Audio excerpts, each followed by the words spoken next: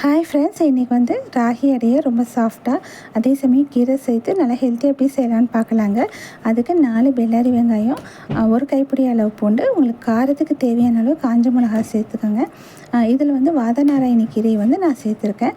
ஒரு கைப்பிடி அளவுக்கு பூண்டையும் நான் 6 காஞ்ச மிளகாய் சேர்த்து நல்லா கொரப்பாக அரைச்சி எடுத்து வச்சுக்கோங்க. இப்போது ஒரு எண்ணெய் சட்டியில் கடுகு சேர்த்துக்கோங்க.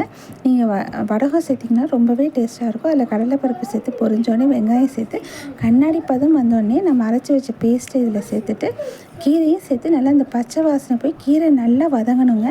அந்த மாதிரி நல்லா வதங்கின உடனே அடுப்பை ஃபுல்லாக ஆஃப் பண்ணிவிட்டு உடனே நமக்கு எவ்வளோ தேவையான அளவு ராகி மாவு இதில் சேர்த்துக்கோங்க. சேர்த்து நல்லா கலந்து விட்டிங்கன்னா வெங்காயம் எண்ணெயெல்லாம் சேர்ந்து இந்த மாதிரி உதிரியாக வரும்.